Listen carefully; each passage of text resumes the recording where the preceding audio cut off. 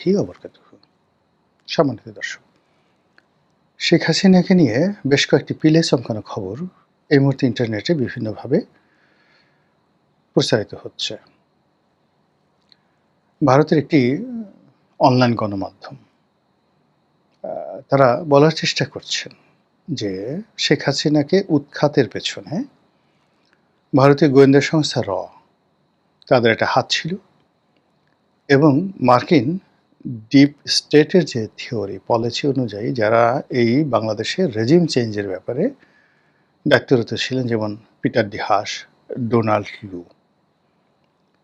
তো এই Peter D Haas এবং ডোনাল্ড লু তাদের সঙ্গে বাংলাদেশের অনেকগুলো এনজিও, অনেকগুলো সংবাদপত্র মালিক, সম্পাদক, সাংবাদিক, এরপরে অনেকগুলো থিঙ্ক ট্যাঙ্ক, অনেকগুলো বুদ্ধিজীবী, তারা কম্বাইন্ডলি কাজ করেছে।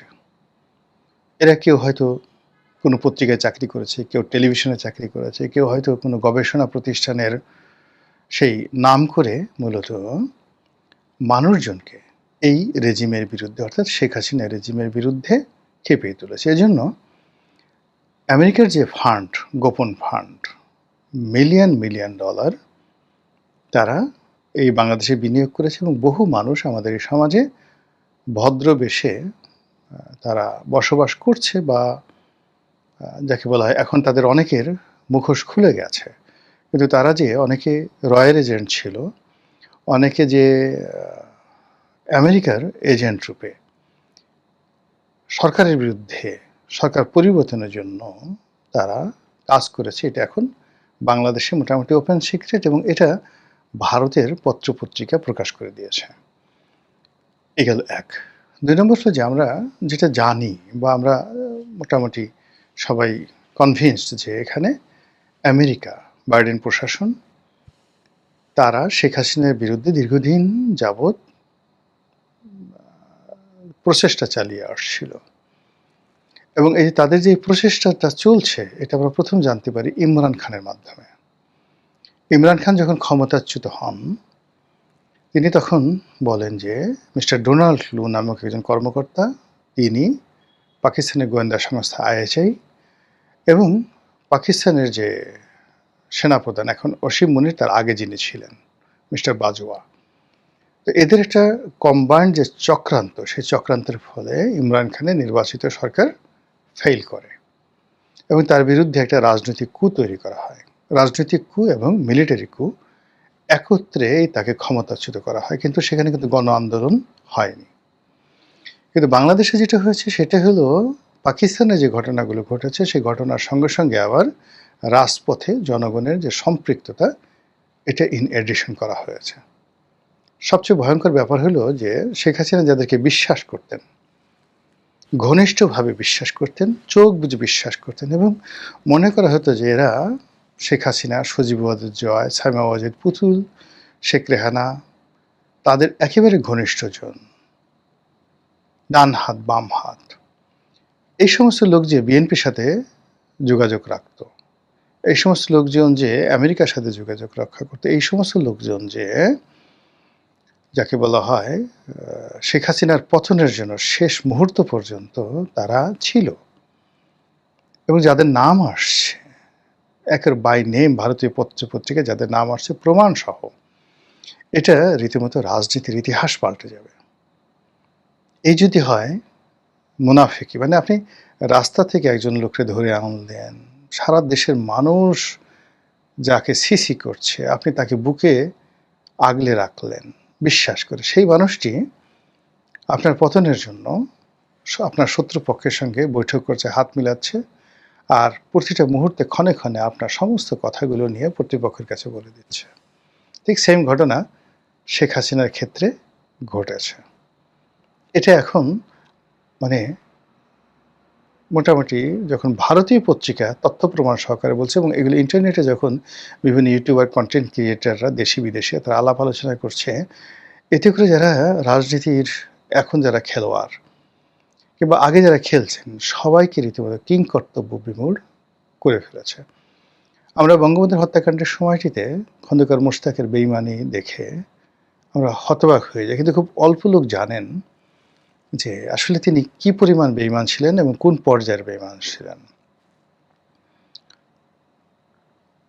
কিন্তু তিনি যে ভারতের সাথে মানে ভারত যে বঙ্গবন্ধুকে খুন করেছে, এটা আপনারা কয়জন আত্মস্থ করেছেন? অথচ শেখ হাসিনা ভারতে আশ্রয় নিয়েছিলেন। আবার বঙ্গবন্ধু বলে গেছেন যে, "যদি আমার কোনোদিন কিছু হয় তোমরা তোমার মুস্তাক চাচার সাথে যোগাযোগ করো।"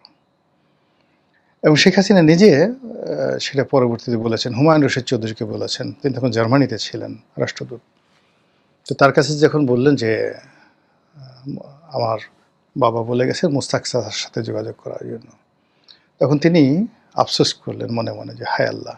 যে মুস্তাক বঙ্গবন্ধুকে খুন করছে তার মেয়ে এখন আমাকে বলতেছে মুস্তাক চাচার কাছে কথা বলার জন্য।" এই হলো বেঈমানিদের ইতিহাস। আচ্ছা, বঙ্গবন্ধুকে যারা খুন করলো তাদের কথা বাদ, জিয়াউর রহমানকে যারা খুন করলেন, যে জেনারেল আবুল মঞ্জুর। এখন জেনারেল আবুল মঞ্জুর তো মানে জিয়াউর রহমানের খুব ঘনিষ্ঠ বন্ধু ছিলেন। ভীষণ রকম ঘনিষ্ঠ বন্ধু ছিলেন। অত্যন্ত ব্রিলিয়ান্ট। তিনি কেন এই কর্মের সাথে জড়িত হয়ে পড়লেন? এরকম অসংখ্য ঘটনা। তো শেখ হাসিনার যে আ পতন, সেই পতনের সঙ্গে যে ভারতের যোগাযোগ আছে, এটা আমরা অনেকেই কিন্তু ১ম দিন থেকে বলে আসছি। এবং শুধু তাই নয়। আমি ২০১৩-১৪ সন থেকে কিন্তু অন্ততপক্ষে অনেকগুলো টক শোতে এই কথাগুলো বলেছি যে, বঙ্গবন্ধুকে যেভাবে ভারত সরিয়েছে, তাকে একটা শিক্ষা দেওয়ার জন্য এবং তার পরিবারকে আওয়ামী লীগকে বাগিয়ে আনার জন্য।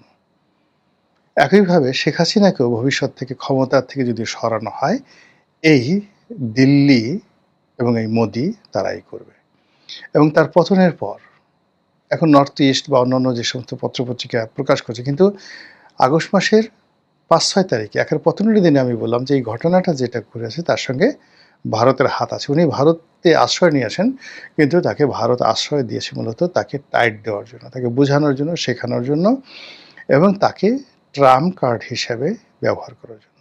এখন যেহেতু ভারতের হাতে শেখ হাসিনা আছে, শেখ হাসিনার ভয় দেখিয়ে তারেক রহমান সাহেবকে দিয়ে অনেক কিছু করিয়ে নিতে পারবেন।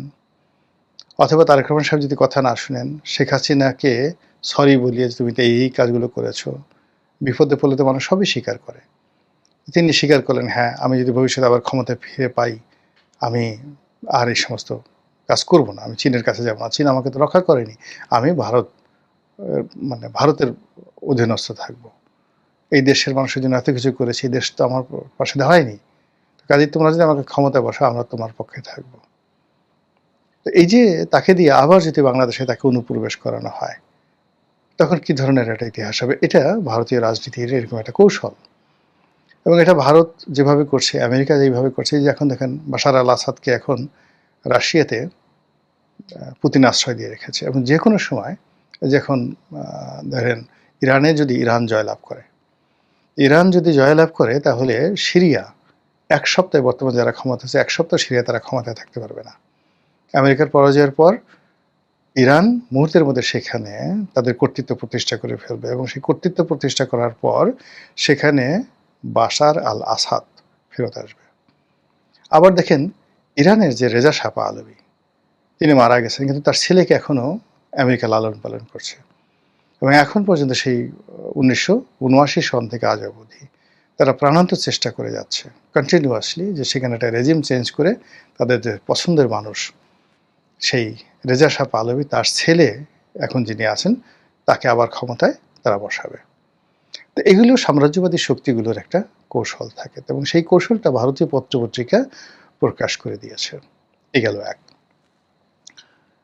২ নম্বর হলো যে বর্তমান সরকার সেই ইউনূস সরকারের মতোই শেখ হাসিনাকে ফেরত দেওয়ার ব্যাপারে কথাবার্তা বলছেন।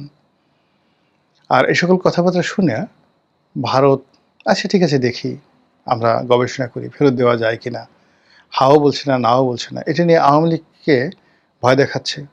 আওয়ামী লীগের সঙ্গে আরো বেশি করে বার্গেনিং করতে পারছে যে এই তোমাদের তো আমাদের যদি এই ধরনের কথাবার্তা ভবিষ্যতে যদি মানে আমরা তোমাকে সাহায্য করি, ক্ষমতায় আনি, তোমাকে আনি, পুতুলকে আনি, জয়কে আনি, যাকেই আনি না কেন, আমাদের স্বার্থগুলো কি? এই কথাগুলো আগে দস্তখত দাও। যেমন ধরেন ৭১ সনে বঙ্গবন্ধুর সঙ্গে ইন্দিরা গান্ধীর গন্ডগোল হলো কেন? যেটা আমি আসলে ওই ইসলামিক মাইন্ডেড যারা খুব ঘনিষ্ঠ মানে খুব উঁচু মার্গের আ বুদ্ধিজীবী, সাংবাদিক, একসময় ইনকিলাবে ছিলেন অধ্যাপক আব্দুল গফুর সাহেব। আমি তার মুখে এই কথাটা শুনেছি। উনারা সবাই বঙ্গবন্ধু, তাজউদ্দিন সাহেব এদের সঙ্গে মানে খুব ঘনিষ্ঠভাবে তাদের সম্পর্ক ছিল। তো তাদের কাছ থেকে আমার এই কথাগুলো শোনা। তো যেটা হলো যে বঙ্গবন্ধু তো পাকিস্তানের কারাগারে।